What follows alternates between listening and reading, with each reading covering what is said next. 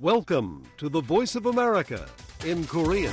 Direct from Washington, the Voice of America, VOA.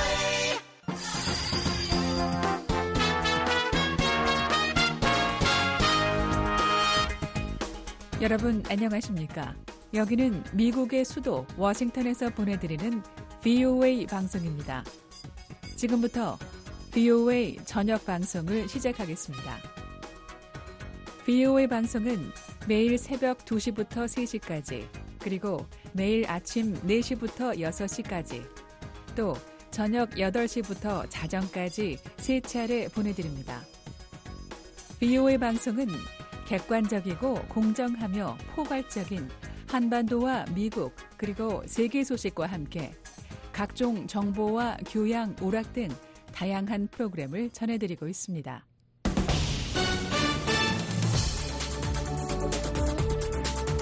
VOA 세계뉴스입니다.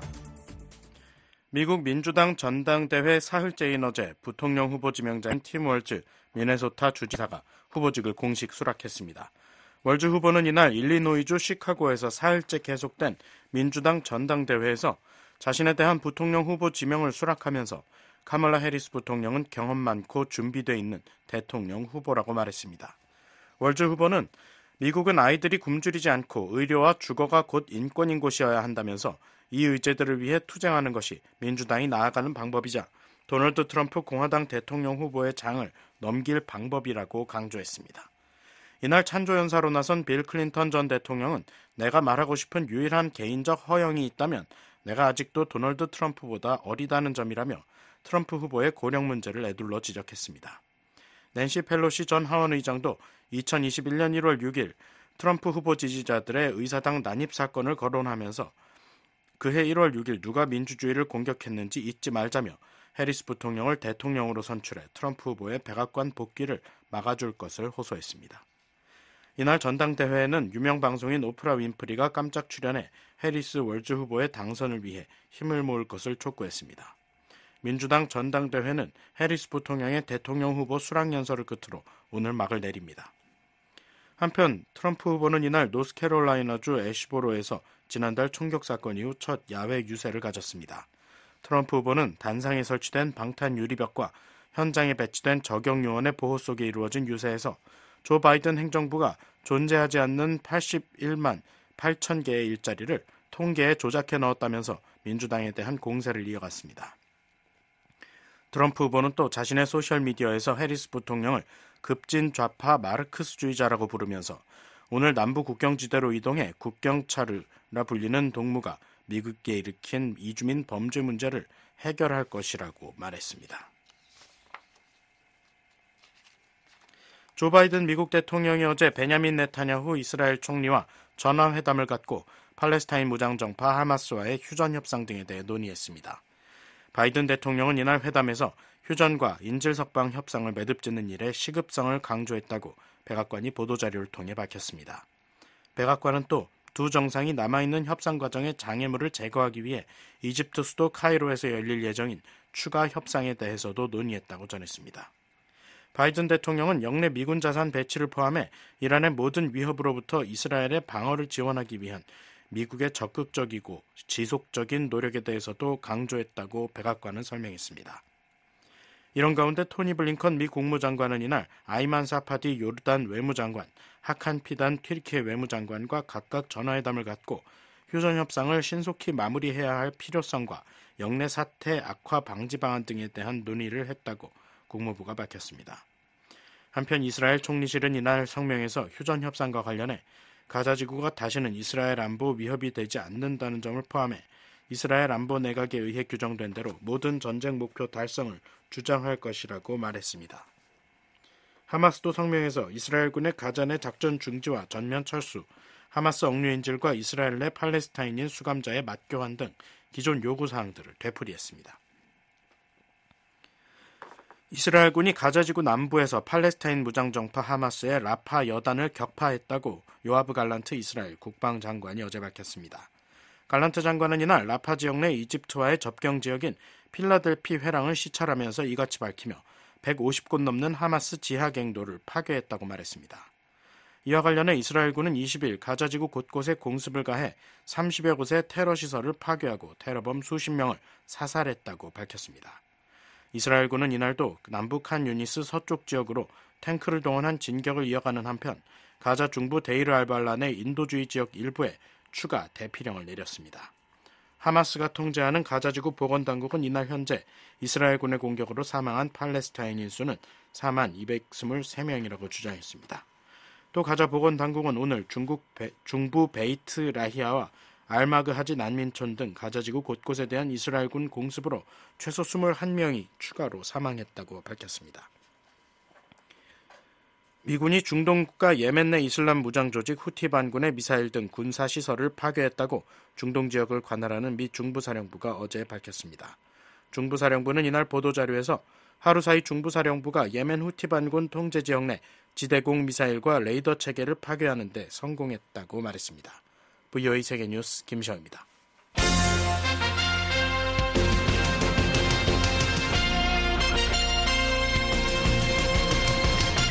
VOA News Today. 여러분 안녕하십니까? 2024년 8월 22일 목요일 VOA 뉴스 투데이 1부 시작하겠습니다. 진행의 김현규입니다. 이 시간에 보내드릴 주요 소식입니다. 미국 백악관은 개정된 핵무기 운용 지침이 특정 국가나 위협을 겨냥한 건 아니라고 밝혔습니다. 러시아, 중국, 북한의 핵무기 고도화에 대한 우려도 다시 확인했습니다. 북한의 이재민용 천막단지가 자강도까지 광범위하게 퍼져 있는 것으로 확인됐습니다. 강줄기와 맞닿은 많은 마을들이 홍수를 피하지 못했습니다. 올해 북한의 대중 담배 수입액이 27분의 1 수준으로 줄어든 것으로 나타났습니다. 주류 수입도 절반 이상 감소했는데 북중 관계에 이상이 생긴 건 아닌지 주목됩니다. 내일 북한 날씨는 전 지역 흐리고 한때 비 오겠습니다. 최저기온은 16에서 27도, 최고기온은 23에서 35도, 바다의 물결 동해 앞바다 0.5에서 1.5m, 서해 앞바다 0.5에서 1.5m 일겠습니다. 첫 소식입니다. 미국 백악관은 개정된 핵무기 운영 지침이 특정 국가나 위협을 겨냥한 건 아니라고 밝혔습니다. 러시아, 중국, 북한의 핵무기 고도화에 대한 우려도 다시 확인했습니다. 조은정 기자가 보도합니다. 션 세버 백악관 국가안보회의 NSC 대변인은 21일 새로운 핵무기 운용 지침이 어떤 특정한 단체, 국가, 위협에 대한 대응책이 아니다라고 말했습니다. 세버 대변인은 바이든 대통령이 지난 3월 승인한 핵무기 운용 지침 개정안이 중국, 북한, 러시아가 공조해 미국의 핵 위협을 가할 가능성에 대비하는 데 집중하고 있다는 뉴욕타임스 보도에 대해 이같이 밝혔습니다. 세버 대변인은 이날 VOA 뉴스센터에 보낸 성명에서 미국의 핵 정책은 핵 위험을 줄이고 억지력을 안정적으로 유지하기 위한 노력의 일환으로 정기적으로 개정된다며 이전 4개 행정부와 마찬가지로 이번 행정부도 핵태세 검토와 핵무기 운용 지침을 발표했다고 말했습니다. 또 지침의 구체적인 내용은 기밀이지만 그 존재는 결코 비밀이 아니다라고 말했습니다.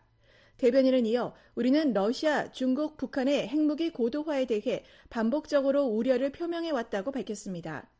또 항상 그래왔듯이 우리는 새로운 지정학적 상황을 고려해 정책을 검토하고 필요한 경우 개정한다며 우리는 억지력을 강화해 핵 위험을 줄이고 군비 통제 외교를 통해 이견을 해소하는 데 계속해서 노력을 집중할 것이라고 말했습니다. 세버 대변인은 그러면서 2022년 바이든 해리스 정부가 발표한 핵태세 검토와 마찬가지로 핵무기 운용 지침은 핵무기의 전 세계적 위상을 낮추고 미국의 목표를 진전시키는 데 필요한 핵무기 수를 최소화하며 핵무기 없는 세상이라는 목표를 진전시키려는 대통령의 의지를 반영하고 있다고 밝혔습니다. 이어 핵무기 운용 지침은 정기적으로 개정되며 미국과 동맹국, 파트너의 중대한 이익을 방어하기 위해 극한 상황에서 대통령이 사용할 수 있는 핵 사용 옵션 개발에 영향을 미친다고 말했습니다. 또 가장 최근의 지침은 이전 행정부에서 발행한 지침을 기반으로 하며 변화보다는 연속성이 훨씬 크다고 설명했습니다. 앞서 프라네이 바디 NSC 군비통제 군축 비확산 담당 선임 보좌관은 지난 6월 미국의 민간단체인 군축협회가 개최한 연례회의 기조연설에서 대통령이 최근 새로운 핵시대의 현실을 고려한 핵무기 운용 지침 개정안을 발표했다고 밝혔습니다. The President recently issued updated nuclear weapons employment guidance, which takes into account the realities of a new nuclear era. It emphasizes the need to account 바디 for the growth 보좌관은 and diversity. 이 지침은 중국 핵무기의 증가와 다양성을 고려할 필요성과 러시아, 중국, 북한을 동시에 억제할 필요성을 강조하고 있다고 설명했습니다. 이어 미국의 목표를 달성하는 데 필요한 핵무기 수를 최소화하기 위해 무기 통제와 다른 도구를 사용하겠다는 약속을 재확인했다고 밝혔습니다. 그러면서 러시아가 지키는 한 미국도 신전략무기 감축 협정의 제한을 계속 준수할 것임을 강조한다고 말했습니다. 이달 초 전략국제문제연구소 CSIS 대담에서 비핀나랑 당시 미 국방부 우주정책차관보 대행도 중국, 러시아, 북한의 핵 궤도에 변화가 없다면 현재 배치된 우리 핵 전력의 규모나 태세에 변화가 필요한 시점에 도달할 수 있다고 밝혔었습니다. Absent a change in the nuclear trajectories of the PRC, Russia, and North Korea, we may reach a point where a change in the size or posture of our 그러면서 current deployed 아직 forces is 비축량을 necessary. 늘릴 필요는 없지만 적들이 현재와 같은 행보를 계속한다면 배치된 역량의 수를 조정하는 게 필요할 수도 있다고 말했습니다. 뉴욕타임스는 20일 개정 지침이 북한, 중국의 최근 급속한 핵 무력 증강과 북중러 3국의 핵 공조 가능성을 주목하고 있다고 보도했습니다. 특히 북한이 한 줌의 핵무기만 보유하고 있을 때는 미국이 미사일 방어 체계로 억제할 수 있었지만 파키스탄, 이스라엘에 필적할 만큼 핵 무력을 증강한 지금은 중국, 러시아와 공조할 수 있는 수준이 됐다고 밝혔다고 뉴욕타임스는 전했습니다. VOA 뉴스 조은정입니다. 미국 정부가 북한과 중국의 급속한 핵무력 강화 추세를 반영한 새 핵무기 운용 전략을 승인한 게 미국 핵 대응 정책 변화의 시작점이 될 것이라고 전문가들이 평가했습니다. 북한과 중국, 러시아의 핵 위협 공조에 대비해 영내 핵무기 운용 계획의 유연화가 필요하다는 제언도 나왔습니다. 조상진 기자가 보도합니다. 미국의 군사 전문가인 브루스 베넷 랜드 연구소 선임 연구원은 21일 미국 정부의 새 핵무기 운용 전략 승인과 관련한 보도에 대해 러시아 억제에 초점을 맞춰왔던 미국 정부의 핵 대응 전략이 이제 중국과 러시아, 북한의 복합적인 도전에 대한 대처로 변경됐음을 시사하는 것이라고 밝혔습니다. That document used to focus on deterring Russia pretty much and everybody else. 베넷 선임 연구원은 이날 VOA와의 전화 통화에서 미국의 핵 대응 전략은 그동안 러시아에만 집중돼 왔기 때문에 이를 기반으로 미국 정부가 진행 중인 핵 현대화 프로그램도 북중러 3국의 핵 위협에 대응하기에는 충분하지 않다는 의회 조사 결과가 나왔었다는 사실을 거론했습니다. 그러면서 바이든 정부가 이번 새 핵 전략 지침을 통해 미국이 북중러 3국의 핵 위협을 함께 다뤄야 한다고 명시한 것은 국방부가 해당 전략을 달성하기 위해 전력 소요를 설정하는 과정을 시작할 수 있도록 허용하는 것이라고 설명했습니다. Now apparently the guidance that the Biden administration has set up says that we need to do that. 아울러 이 같은 변화가 내년 1월에 출범할 새 미국 정부에도 흥미로운 과제가 될 것이라며 이번 새 핵 운용 지침이 미국 정부의 핵 대응 전략 변화의 시작점이 될 것으로 전망했습니다. 앞서 미국 뉴욕타임스 신문은 20일 미국 정부가 북한과 중국의 급격한 핵 역량 강화 추세를 반영해 새로운 핵무기 운용 전략을 승인했다고 보도했습니다. 비공개 기밀 문서에 해당하는 새 지침에는 특히 북한이 현재 60기 이상의 핵무기와 핵무기 제조를 위한 핵물질을 다량으로 보유하고 있으며 중국의 핵무기 보유고가 2030년까지 1000기, 2035년까지 1500기로 각각 늘어날 것이라는 미 정부 당국의 평가가 담긴 것으로 전해졌습니다. 그러면서 중국과 북한, 러시아 3국이 협력해 핵 위협을 가할 경우에 대비해야 한다는 내용이 포함된 것으로 알려졌다고 신문은 전했습니다. 게리 세이모어 전 백악관 대량 살상무기 조정관은 이날 VOA와의 전화통화에서 새 핵 운용 지침이 핵 전력을 대폭 확대한 중국과 북한의 핵 프로그램 진전 등 영내 핵 균형에 일어난 변화를 반영한 것이라고 진단했습니다. I think this new guidance reflects the changes that have taken place in the nuclear 또한 러시아와 중국이 더 긴밀한 동맹을 맺고 북한이 러시아와 관계를 개선하는 등의 지정학적 변화도 있었다며 이는 모두 미국 정부가 러시아와 중국, 북한에 대한 핵 대응을 조율해야만 할 가능성을 검토하도록 만들었다고 말했습니다. 이어 미국은 매우 비싼 비용을 들여 새 전략 폭격기와 전략 핵 잠수함, 지상 기반 탄도미사일 등 핵무기 현대화 프로그램을 추진하고 있는 만큼 향후 10년, 20년을 내다보고 적국의 역량과 태세 변화를 파악해 정책에 반영할 필요가 있는 것이라고 설명했습니다. The U.S. has to anticipate for the next 10 or 20 years what the situation will be. So it's really a question of maintaining. 그러면서 이 같은 기조는 다음 정부에서도 계속 이어져야 한다며 어떤 정부가 들어서더라도 계속될 것으로 관측했습니다. 테렌스 로리그 미국 해군 전쟁대학 교수도 이날 VOA와의 전화통화에서 새 지침이 북한과 중국의 급격한 핵무력 증강과 북중러 3국의 핵 공조 가능성을 연결지어 대응하고 있음을 시사한 것에 주목하면서 매우 흥미롭다고 평가했습니다. Deterrence does not necessarily rely solely on expanding military force. 그러면서 북중러 세 나라가 영내에서 동시 또는 순차적으로 협력해 공세에 나선다면 어떻게 대응할 것인지 또 미중 갈등을 이용해 북한이 한반도에서 군사적 행동에 나설 것인지에 대한 의문과 우려가 제기되는 것이 사실인 만큼 현 시점에서 미국 정부의 핵 운용 지침 개정은 적기에 이뤄졌다고 보는 것이 타당하다고 말했습니다.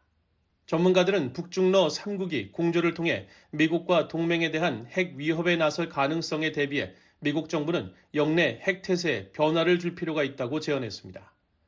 영내에 핵무기를 재배치하는 수준은 아니더라도 지금보다 더 유연한 핵무기 운용 계획이 필요하다는 지적입니다.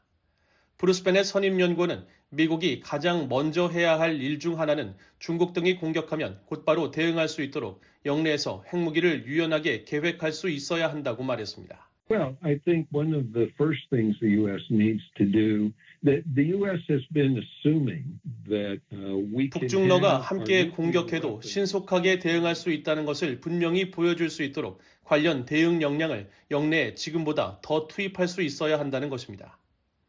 미국 국방부 부대전환 및 자원 담당 부차관보를 지낸 마크 건징어 미첼 항공우주연구소 국장도 21일 VOA와의 전화통화에서 영내에서 북중러가 동시 또는 순차적으로 핵 및 재래식 위협에 나설 경우 현재 미국의 독자적 대응 역량만으로는 한계가 있을 것으로 내다봤습니다. We need to handle both of those conflicts simultaneously. We would absolutely. 건징어 국장은 미국은 두 가지 갈등을 동시에 처리해야 하며 의심의 여지 없이 한국을 방어할 것이라면서도 미국이 인도태평양 지역에 온전히 모든 역량을 쏟아부을 수는 없는 것이 현실이라고 지적했습니다. 그렇기 때문에 영내 미국의 동맹과 우방의 역할이 더욱 중요하다면서 일본과 한국, 호주, 인도, 뉴질랜드 등 영내 국가들의 역량을 총동원하고 적들에 대항하는 데 도움이 될 기술을 공유해 최첨단 역량을 유지해야 한다고 강조했습니다. 라파엘 코엔 랜드연구소 전략교리 프로그램 국장도 21일 VOA와의 전화통화에서 북중러 위협 공조에 대응하기 위해서는 통합 억지력을 구축하는 것이 핵심이라고 진단했습니다. What the United States needs to focus on is a couple different things. I think the Department of Defense is. 아울러 인도태평양 지역에서 유사시 동맹과 파트너를 더 잘 돕기 위해 더 강력한 통합 방위산업 기반을 구축할 필요가 있다는 점도 지적했습니다. 전문가들은 러시아뿐 아니라 북한과 중국의 핵능력 고도화로 인해 미국은 본토뿐 아니라 인도태평양 전구에서도 다층적 핵 위협에 직면하게 됐다고 평가했습니다. 그러면서 인도태평양 사령부와 주한미군의 역할 확대 및 조정을 고려해볼 시점이 됐으며 특히 주한미군 사령관은 한반도 및 영내에서 핵작전을 재래식 작전과 통합하는 방법을 결정할 수 있는 핵계획부서 보유를 통해 위협에 보다 포괄적으로 접근해야 한다고 강조했습니다. VOA 뉴스 조상진입니다. 올해 민주당 정강에서 북한 비핵화 문구가 포함되어 있지 않은 게 미국의 정책 변화를 의미하는 건 아니라고 전문가들이 진단했습니다. 미국의 북한 비핵화 의지는 확고하다며 대북 정책엔 변화가 없을 것이라고 전망했습니다. 안준호 기자가 보도합니다. 시드니 사일러 전 백악관 국가안보회의 한반도 국장은 21일 미국은 북한 비핵화 목표를 포기하지 않을 것이라고 말했습니다. 사일러 전 국장은 올해 민주당 정강에서 북한 비핵화 문구가 빠진 것과 관련한 BOA의 질의에 정강을 만든 사람들이 가장 생각지 않는 것이 바로 북한 비핵화 포기일 것이라며 민주당 정강에 비핵화에 대한 언급이 없는 것이 미국의 정책 변화를 반영한다고 생각지 않는다고 말했습니다. I would say the furthest thing I think from the minds of those who would have crafted the platforms was to give up. 민주당이 지난 18일 발표한 2024 민주당 정강에는 지난 2020년 정강에 담겼던 북한 비핵화 문구가 빠졌습니다. 이와 관련해 한국 등 일각에서는 미국의 대북 정책에 변화가 생기는 것이 아니냐는 우려가 제기됐습니다. 그러나 민주당 대선 후보인 카멀라 해리스 캠프에서 새 정강 작성에 참여한 콜린 칼 전 미 국방부 정책차관은 20일 민주당 전당대회가 진행 중인 시카고의 국무부 외신센터에서 기자들과 만나 정강 정책에 의도하지 않은 지나친 의미를 부여하는 것 같다며 한반도 비핵화는 바이든 정부의 목표로 남아있으며 해리스 행정부에서도 그럴 것이라고 말했습니다. 사일러 전 국장은 미국이 비핵화 대신 핵 군축으로 전환하는 것이 아니냐는 우려와 관련해선 어리석은 우려라며 만약 북한에서 어떤 형태의 핵 군축이 가능하다면 환영하겠지만 북한은 핵 프로그램과 관련한 어떤 대화도 거부하고 있다고 말했습니다. 패트릭 크로닌 허드슨 연구소 안보석좌는 이날 BOA의 관련 질의에 대한 서면 답변에서 한국인들은 미국이 한국을 강력하게 방어할 준비가 돼 있다는 것을 확신할 수 있다면서 민주당 정강은 미국의 강력한 동맹을 재확인하고 북한의 불법적인 대량살상 무기 WMD 프로그램에 반대하고 있다고 지적했습니다. 이어 완전하고 검증 가능하며 불가역적인 비핵화를 언급하지 않은 것은 정책 성명이 아닌 정치적 성명이라며 김정은의 응석을 받아주기보다 오히려 동맹인 한국을 강하게 무장시키면서 한국과 함께하겠다는 의도를 드러낸 것이라고 분석했습니다. 또 지난달 발표된 공화당 정강에도 한반도나 북한 비핵화에 대한 언급이 없는 것과 관련해선 정강은 선거용 문서일 뿐 정책의 지표가 될 수 없다면서 어떤 미국 대통령도 동맹들과 협력해야 한다는 막중한 책임감을 느낄 것이라고 말했습니다. 에반스 리비어 전 국무부 동아태 담당 수석 부차관보는 이날 BOA와의 전화통화에서 콜린 칼 전 차관의 발언을 상기시키면서 북한 비핵화 문구가 정강에 나타나 있지는 않지만 한반도 비핵화를 포함한 미국의 대북 정책엔 변화가 없을 것이라고 단언했습니다. 또 정당의 정강은 현재 정부 정책을 반영하지 않으며 미래에도 반드시 정부 정책을 반영하지도 않는다며 그것은 정책 문서가 아니라 정치 문서라고 말했습니다. 이어 이런 문서에 너무 많은 비중이나 중요성을 부여하지 말고 과도하게 해석하지 말아야 한다고 강조했습니다. I think this is all a reminder of some very important principles and guidelines to keep in mind when you're talking about party platform. 리비어 전 수석 부차관보는 미국이 북한 비핵화 대신 핵 군축으로 방향을 전환하는 것 아니냐는 일각의 우려에 대해서는 북한은 핵무기 능력을 제한하거나 제약하는 어떤 종류의 군비 통제 협정에도 결코 동의하지 않을 것이라고 말했습니다. 이어 북한은 핵무기를 보유하기로 결심했고 핵무기 역량을 포기할 의사가 전혀 없다면서도 그러나 북한의 가장 우선순위는 핵무기가 아니라 체제 유지라고 지적했습니다. 그러면서 북한이 핵무기에 대한 입장을 제고하도록 설득하는 가장 효과적인 방법은 북한에 극명한 선택지를 주는 것이라며 북한이 핵무기를 계속 보유, 개발하는 것이 북한 정권의 안정을 해치고 정권을 종식시킬 수 있다는 것을 설득하는 것이라고 말했습니다. The most effective way of convincing North Korea to reconsider its position about nuclear weapons. 리비어 전 수석 부차관보는 한국의 자체 핵무장에 대해서는 중대한 실수가 될 것이라며 한국이 핵무장을 하면 한국 국민에게 온갖 어려움이 닥칠 것이라고 말했습니다. 북한의 비핵화 가능성을 끝장내고 한반도 긴장을 더 높은 수준으로 끌어올릴 것이며 한국이 자체 핵무기를 확보하기 전에 북한이 핵무기를 적극적, 위협적인 방식으로 사용하도록 동기를 부여해 한반도 위기와 전쟁 가능성을 촉발시킬 수 있다는 겁니다. 게다가 한국이 핵무기를 갖고 있다면 미국 내에서 굳이 핵무기를 보유한 한국을 미국이 방어할 필요가 있느냐는 주장이 제기돼 미국의 한국 방위 공약 종말을 부추길 것이라고 설명했습니다. 한반도 문제가 중동 사태와 러시아의 우크라이나 침공, 타이완 해협 위기 등으로 미국 정책 우선순위에서 뒷전으로 밀리고 있다는 지적과 관련해선 55년 이상 한반도를 면밀히 주시해왔지만 미국이 지금처럼 한반도와 그 주변의 평화와 안정을 유지하기 위해 헌신하는 모습을 본 적이 없다고 리비어 전 수석 부차관보는 말했습니다. 조셉 디트라니 전 북핵 육자회담 미국 차석 대표는 이날 BOA와의 전화통화에서 민주당이든 공화당이든 누가 집권하든 한반도 평화와 안보는 가장 중요하다면서 한반도에서 분쟁이 발생하면 동북아 전체에 영향을 미칠 수 있다는 것을 우리는 알고 있다고 말했습니다. 이어 그래서 한반도는 매우 중요하다며 누가 집권하든 한반도의 완전하고 검증 가능한 비핵화, 한국은 핵무기를 가지고 있지 않은 만큼 분명 북한의 완전하고 검증 가능한 비핵화를 추진하는 것이 중요하다고 강조했습니다. So the Korean Peninsula is so important. And I think regardless of the party in control in 2024, complete verifiable denuclearization. 미국이 비핵화 대신 핵 군축으로 방향 전환한 것이 아니냐는 우려와 관련해선 미국의 입장은 항상 완전하고 검증 가능한 비핵화라며 이것은 군비 통제가 아니라 북한을 핵무기 보유국으로 인정하지 않는 것이라고 말했습니다. 디트라니 전 차석 대표는 또 북한을 핵 보유국으로 인정하는 것은 핵 확산의 빌미를 제공할 것이라며 끔찍한 실수가 될 것이라고 경고했습니다. 그러면서 북한의 검증 가능한 완전한 비핵화는 단기적인 목표가 아니라 장기적인 목표로 삼아 포기하지 말고 추진해야 한다고 강조했습니다. 브루스 베넷 랜드 연구소 선임 연구원은 한국의 자체 핵무장과 관련해 현 단계에서는 핵 우산이 현 상황을 대처하는 데 상당히 적절하다면서도 한국이 자체 핵무장으로 가는 것을 막기 위해서는 미한 양국이 북한 핵무기 위협 증가를 억제하기 위한 실질적인 조치를 취해야 한다고 제언했습니다. 한편 양당의 정강에 북한 비핵화란 이상적인 목표보다 실질적인 현실 인식이 담겼다는 지적도 있습니다.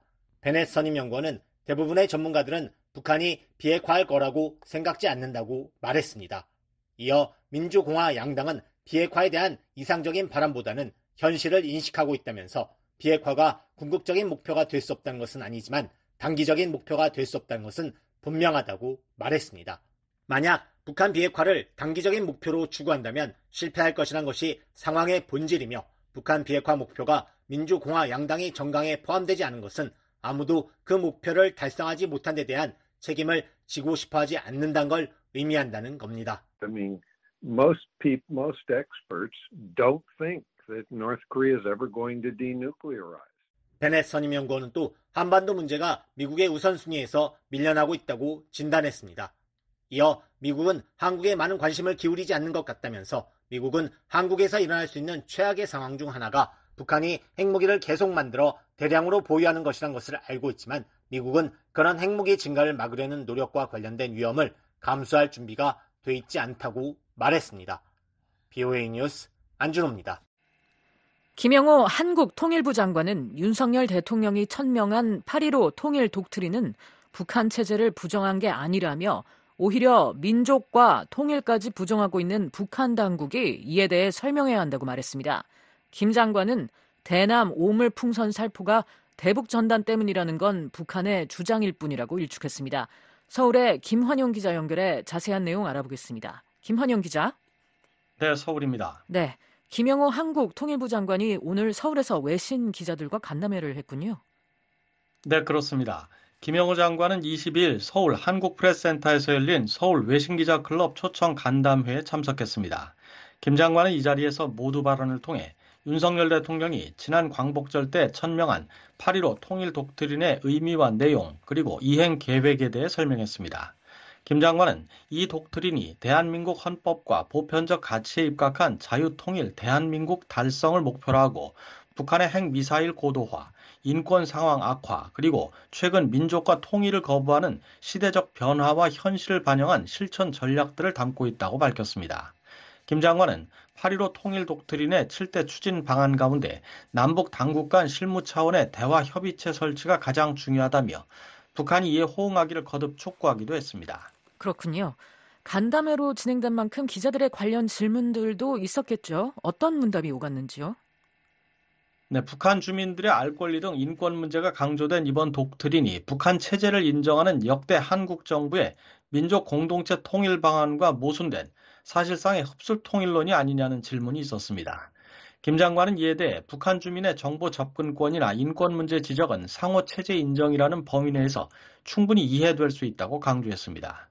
김 장관은 남북한 체제의 상호 인정은 1991년 기본합의서 제1조에 나와 있는 내용이라며 오히려 북한이 최근 남북한 동족관계와 통일의 필요성을 부정하고 남북관계를 적대적 두 국가 관계로 규정하면서 기본합의서를 파기하고 있다고 지적했습니다.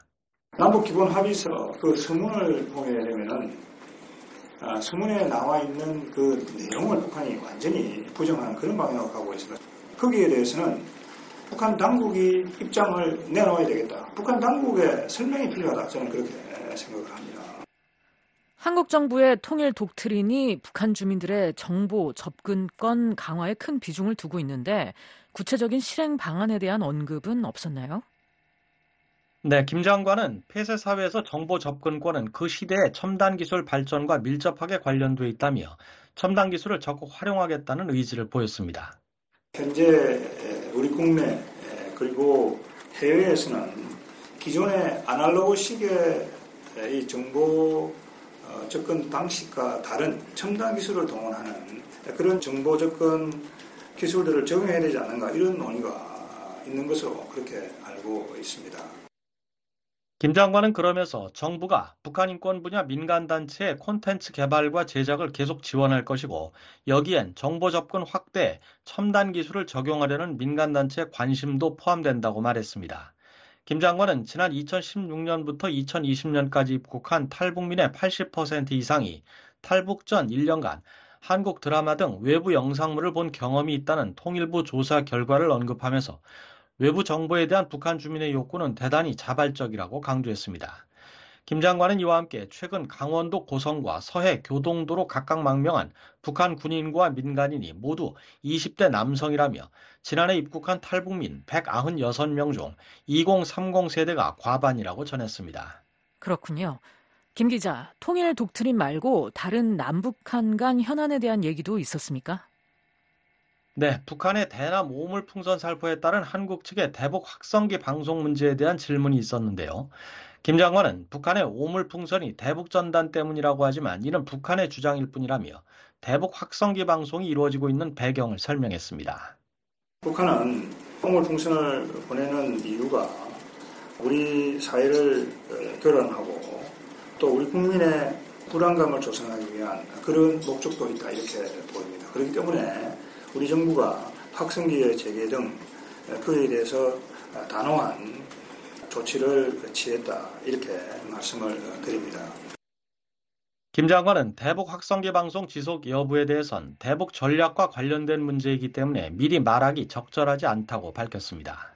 네, 미국 대선이 석 달 정도 남은 가운데 한국 정부도 미국의 한반도 정책 변화 여부를 놓고 대선 결과를 예의주시하고 있을 텐데요. 이와 관련한 언급은 없었습니까? 네, 간담회에선 미 대선을 앞두고 민주공화 양당이 새 강령에서 북한 비핵화 문제를 다루지 않는 데 대한 한국 정부의 입장을 묻는 질문이 있었습니다. 김 장관은 이에 대해 누가 집권하든 대북 정책 리뷰를 통해 북한 비핵화와 관련한 입장이 나올 것이라고 말했습니다. 리뷰 과정에서 북한의 완전한 비핵화라고 하는 그런 입장이 재확인될 것으로 기대하고 있고 우리 정부도 그러한 방향으로 노력을 해야 된다 이런 생각을 합니다. 김 장관은 한국 정부의 입장은 분명하다며 완전한 비핵화를 추진해야 한다고 재차 강조했습니다. 그러면서 이를 위해 윤석열 정부가 북한의 억제력 강화와 불법 자금 조달을 차단해 북한을 대화로 부르겠다는 취지의 담대한 구상을 제의한 것이라고 설명했습니다. 김 장관은 또 만약 북한의 핵을 인정하는 상황이 되면 동북아 지역 핵 도미노 현상이 일어날 가능성이 높다며 그러면 핵 확산 금지 조약 체제가 무너지고 국제 정치는 불안정해질 것이라고 말했습니다. 서울에서 VOA 뉴스 김환용입니다.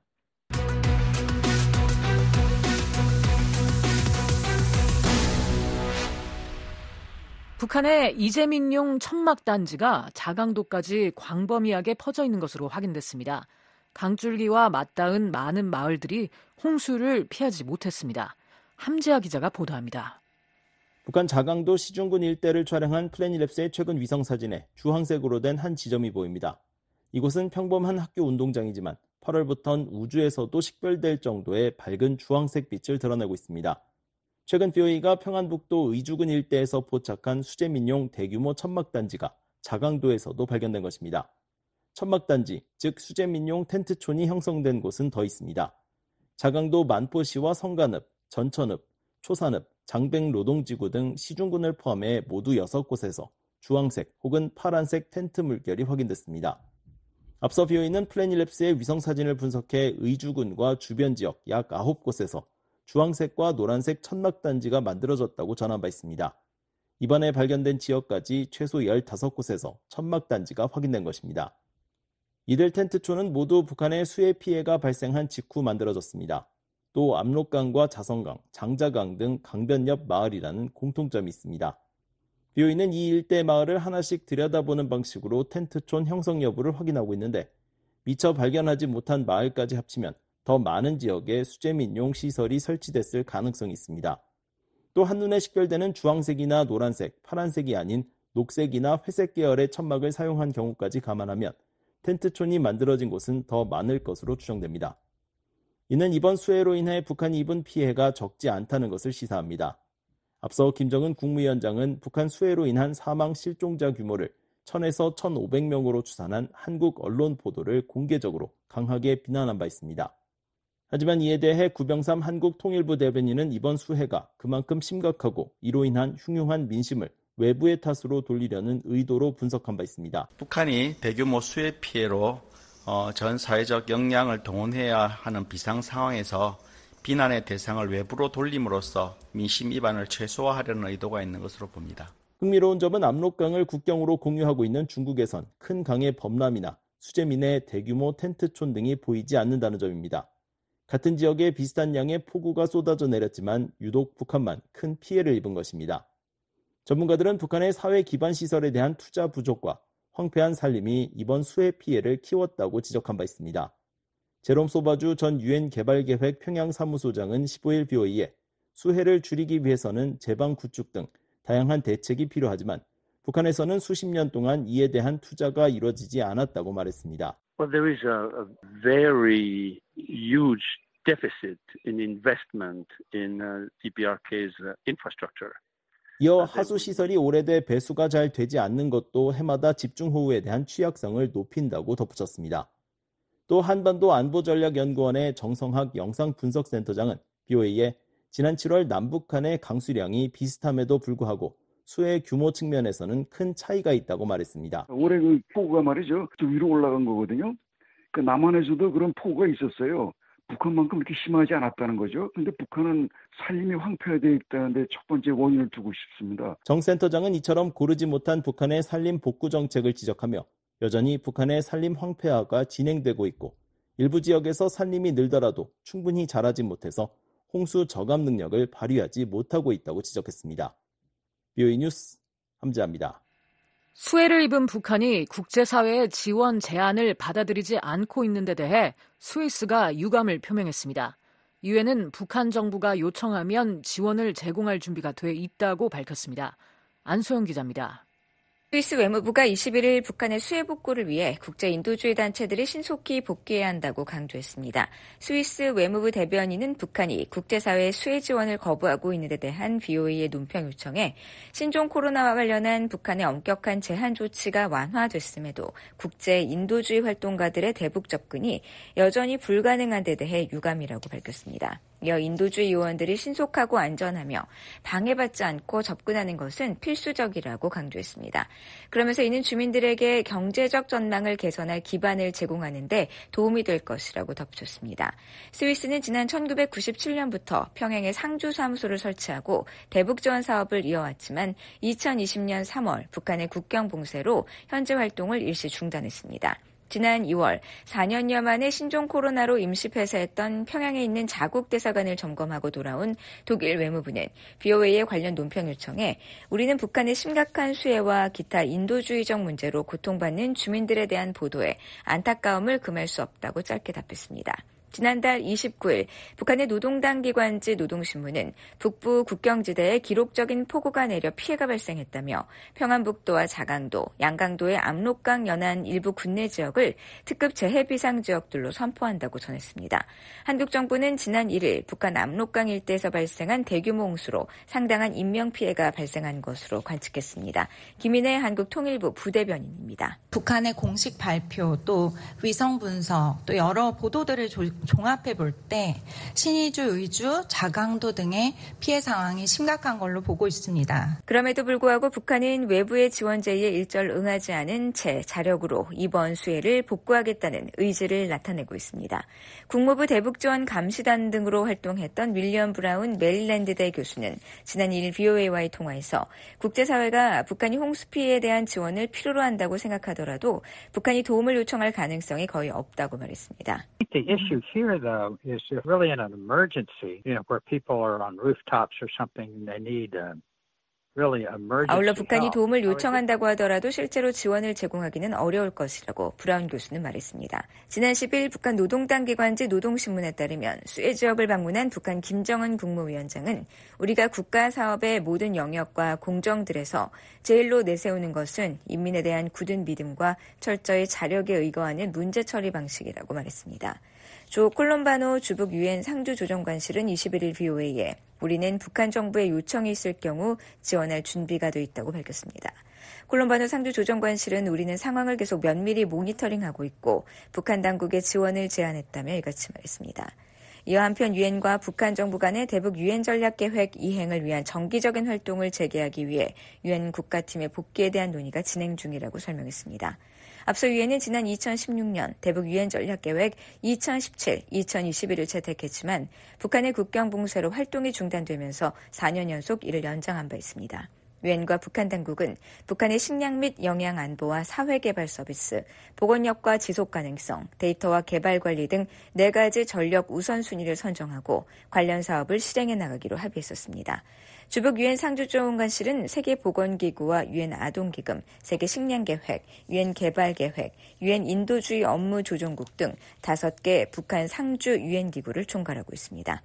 유럽연합 집행위원회 산하 인도지원사무국은 북한의 인도주의 상황을 파악하는 것이 중요하다는 점을 지적했습니다.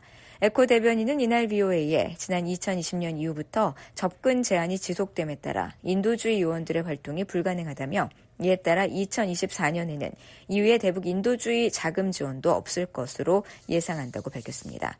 그러면서 북한 당국이 인도주의 지원 및 물자에 대한 북한 접근을 재개하고 원칙적인 인도주의 활동을 허용하면 먼저 필요사항을 평가해야 할 것이라고 덧붙였습니다.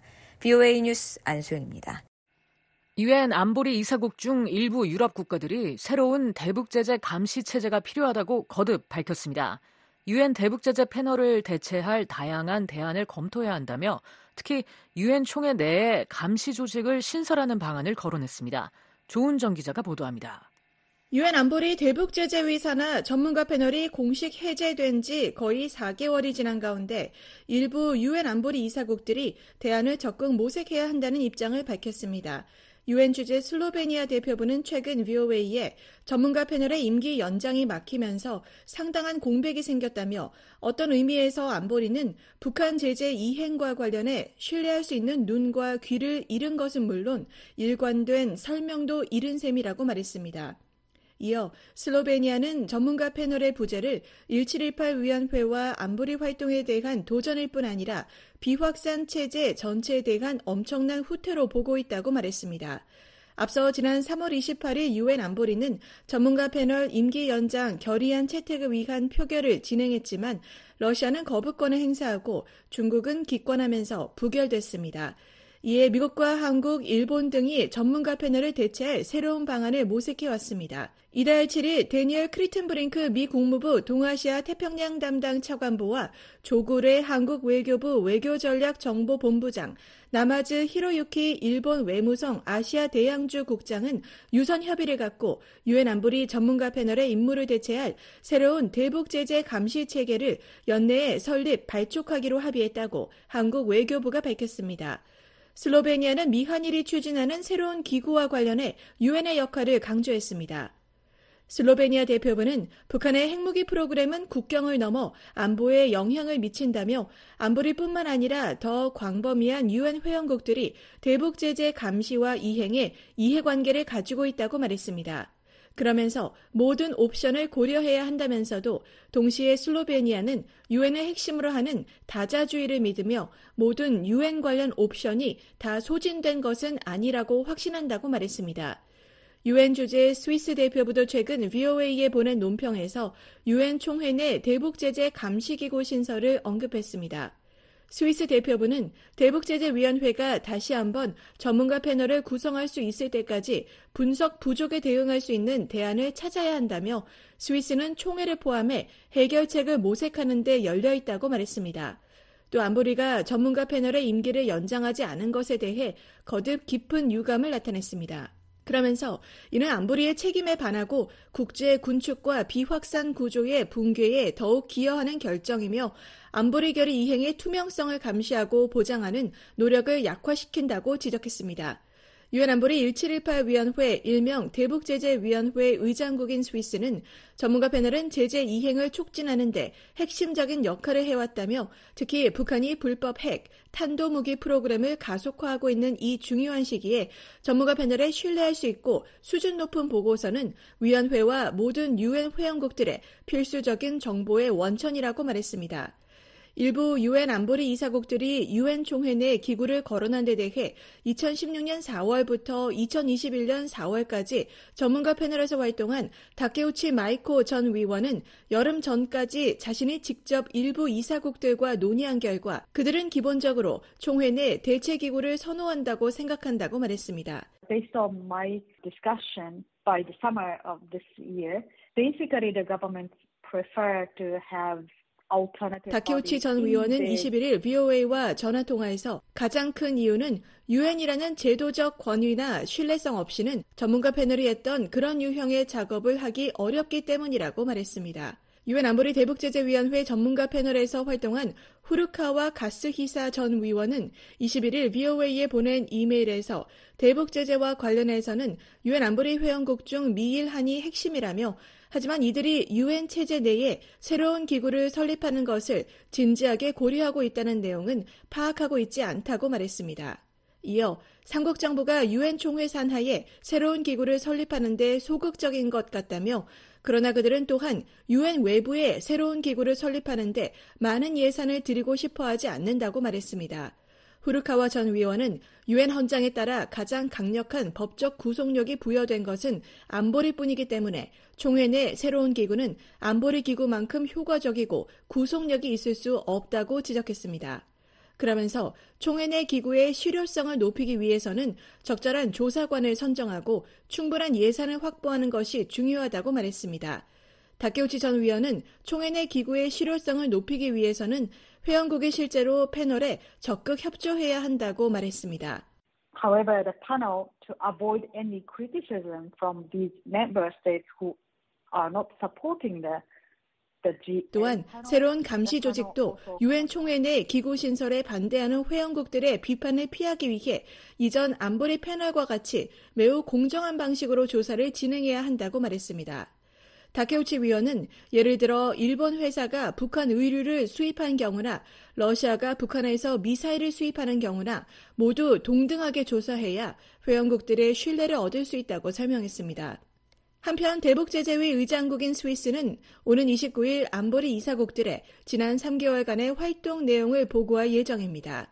대북제재위 의장국은 90일마다 주기적으로 활동 내용을 보고해야 하며 이번 의장국 보고는 전문가 패널이 4월 30일 활동을 종료한 이후 이루어지는 두 번째 보고입니다. VOA 뉴스 조은정입니다. 뉴질랜드가 한반도 주변에서 북한의 제재 위반 감시 활동을 벌인다고 밝혔습니다.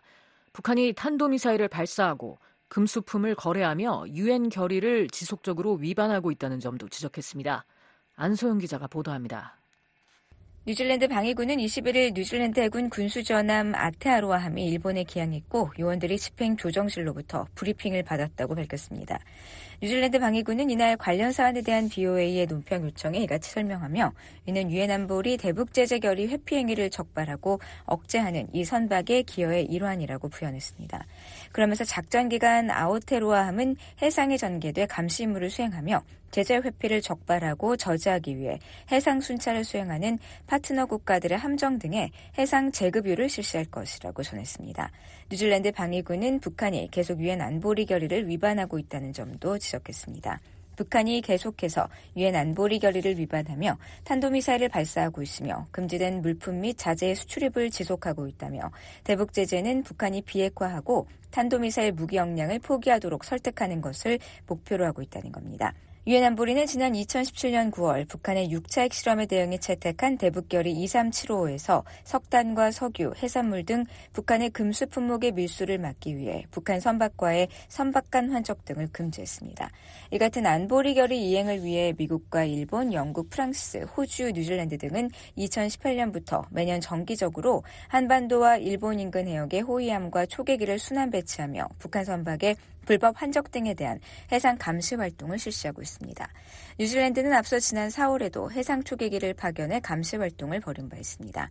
데이빗 맥스웰 아태전략센터 부대표는 지난달 30일 VOA와의 통화에서 북한의 제재 회피를 단속하기 위한 다국적 연합작전을 고무적으로 평가하고 당장 효과를 거두기 어려워도 지속적으로 이를 강화해야 한다고 말했습니다. Is concerned with North Korea's activities, and so it's very positive that Canada is contributing to that. But these have been ongoing. We have long had monitoring activities. 한미연합사 작전참모 출신인 맥스웰 부대표는 이제 더욱 적극적인 제재 집행과 기타 불법 행위 차단이 필요하다고 말했습니다. VOA는 유엔 주재 북한 대표부에 뉴질랜드의 이번 감시 활동에 대한 입장을 문의하고 답변을 기다리고 있습니다. 앞서 북한은 이 같은 유엔 회원국들의 불법 환적 감시 활동에 강하게 반발한 바 있습니다.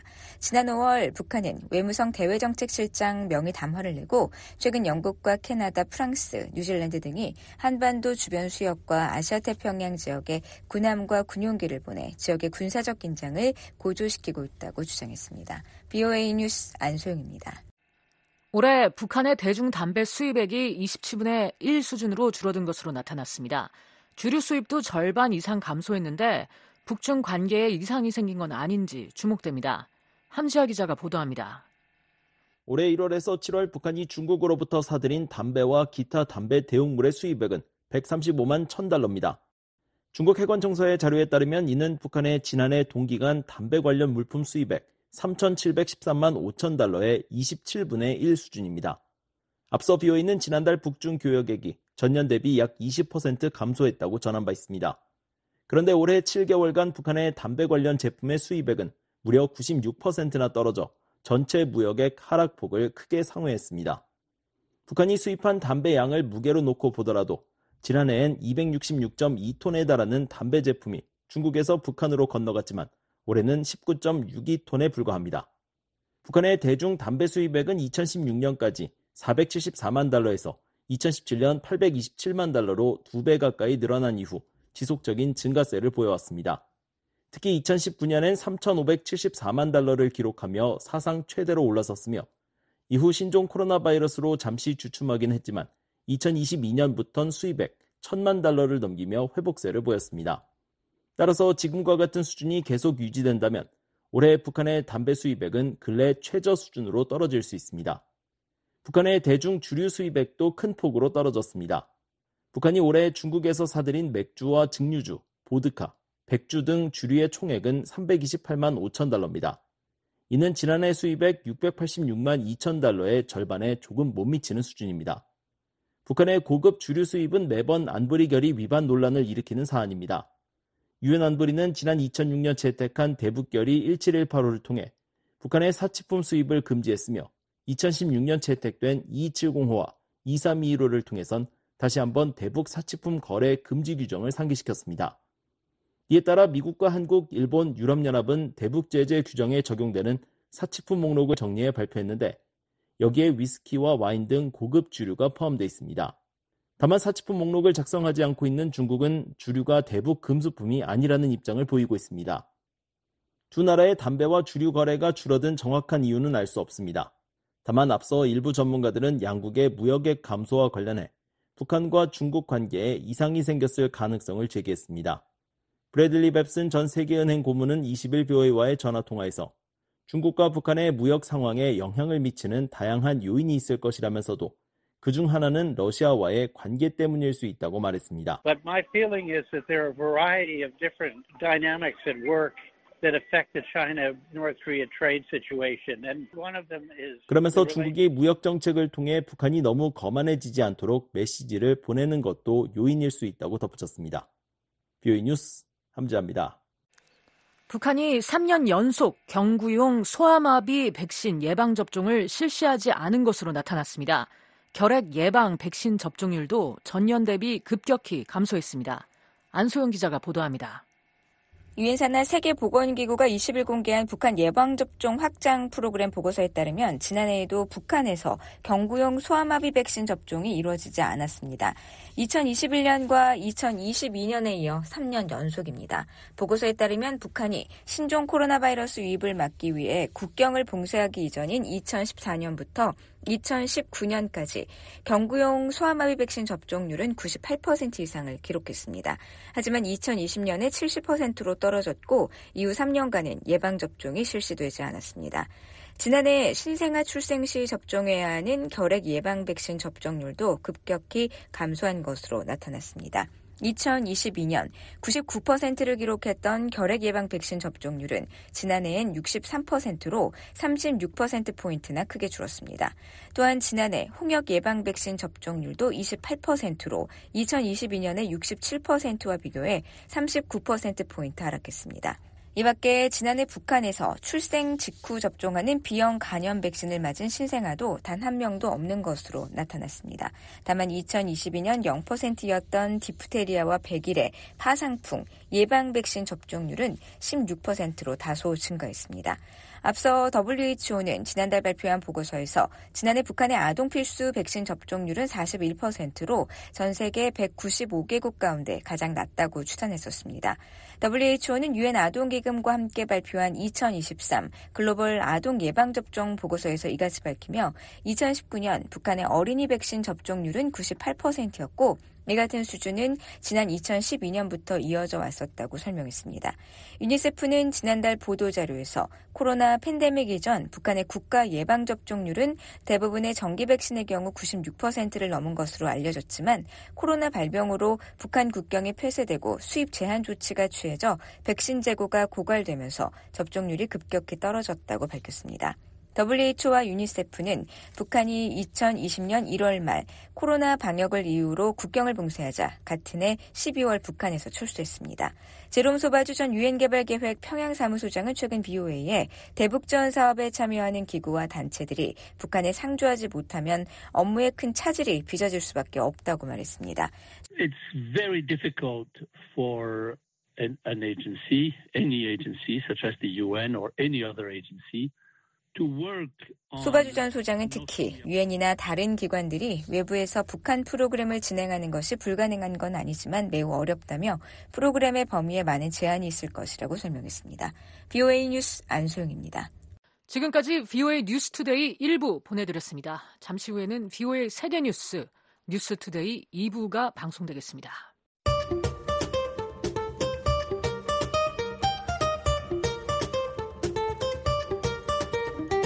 미국과 한국, 지구촌 곳곳의 다양한 소식을 전해드리는 생방송 여기는 워싱턴입니다의 요일별 주간 프로그램을 알려드립니다. 생방송 여기는 워싱턴입니다의 방송 시간은 평일 밤 10시에서 11시, 새벽 4시에서 5시 하루 2차례입니다. 아인슈타인은 학교를 좋아하지 않았습니다. 당시 독일 학교들은 즐거운 곳이 아니었습니다.